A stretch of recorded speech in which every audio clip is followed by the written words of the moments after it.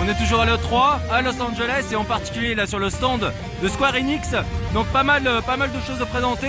Du classique, hein, on a du Kingdom Hearts, on a quand même la suite également de Vat Theater Rhythm. On a aussi du jeu mobile, hein. Là sur iPad. On a eu l'occasion de jouer un petit peu, malheureusement on ne pouvait pas filmer l'écran, c'est complètement ridicule. Le Sniper Elite qui est vraiment très sympa, avec la possibilité de zoomer dans tous les sens, de ralentir le temps, de shooter. Ça a l'air vraiment intéressant, ça sortira cet automne sur Android, sur iOS. On a également évidemment une grosse place réservée à FF14. FF14 où il y a 3 groupes de 8 joueurs qui jouent ensemble et qui affrontent le Léviathan, donc une des créatures classiques de l'univers Final Fantasy. Et donc à partir du moment où les joueurs arrivent à le battre, ils sortent et ensuite ils ont un petit t-shirt qu'on leur donne avec I beat Léviathan, donc j'ai battu le Léviathan. Donc plutôt sympa. On va maintenant voir les jeux beaucoup plus précisément et en particulier la suite de Lara Croft and the Guardians of Light, un jeu téléchargeable où on pouvait jouer à 2 en coop avec du puzzle game et de l'action. Vraiment excellent, c'était une bonne surprise à l'époque. La suite nous est présentée et on aura une interview développeur à vous montrer.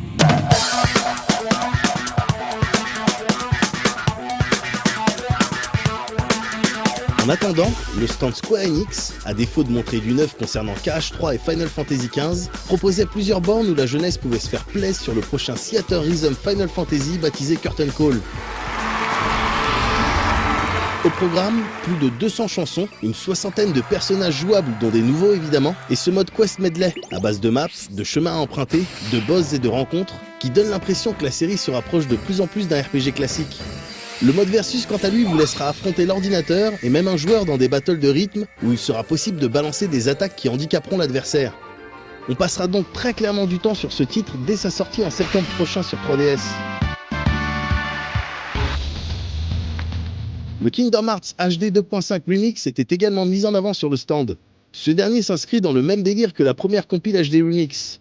On retrouve ici la version Final Mix du 2, mais aussi celle de Birth by Sleep, ainsi que les cinématiques remasterisées de l'épisode Recoded. Une initiative qui vaut ce qu'elle vaut, mais qui apaisera peut-être, l'espace de quelques semaines, l'impatience de la jeunesse concernant du nouveau sur KH3. Square Enix, c'était également du Murdered Soul Suspect, jouable sur le stand, et sur lequel on s'étalera plus avant dans une critique à venir. Faisant suite au Lara Croft and the Guardian of Light, le nouveau titre de la franchise Tomb Raider intitulé Temple of Osiris amènera la jeune Lara en Égypte évidemment, et misera sur les mêmes forces que le volet précédent, à base de puzzles, d'action et de coop. Pour le coup, la dimension multijoueur se verra facilitée par un système drop-in drop-out, permettant à n'importe qui de rejoindre votre partie, ce qui aura une influence sur la disposition des puzzles, comme nous l'explique le lead designer du jeu, Will Kerslake. Really important to us with the Temple of Osiris that players could play 1 to 4 player, that you could play it by yourself, you could play it with friends, you could have friends join in midway through. So anytime during the game you can drop in and drop out with others, and we adjust the puzzles in the game so that the puzzles work for the different player characters that might be in the game at that time. L'histoire quant à elle mettra en scène Lara Croft évidemment, mais aussi des divinités égyptiennes comme la femme et le fils d'Osiris qui vous aideront, ou encore Seth contre lequel vous combattrez. Pour le coup, le loot sera à l'honneur ici, et les ennemis dropperont tout un tas d'items utiles dans votre quête. Le système d'amulettes et d'anneaux permettra de customiser son personnage et ses compétences, et aura également un impact sur la dynamique du groupe en coop.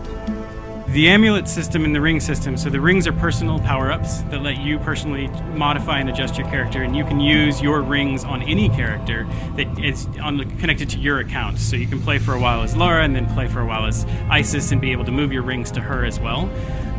But then the amulets are a way for the team to work together. So if I get an amulet that regenerates my health, I can share my health with all the other players as long as my power meter is built up, which is the same concept from Guardian of I have to combo my damage without ever being hit. I build up my power meter and then I can share that among my team. So as you play with players, you start to figure out I'll customize to be sort of a healer class because I'll have healer amulets and you'll have damage amulets and we'll work together that way. Prévu sur PS4, Xbox One et PC, cette aventure jouable désormais jusqu'à 4 ne possède toujours pas de date de sortie. Mais on ne désespère pas de le voir bientôt débarquer chez nous, sans doute en début d'année prochaine.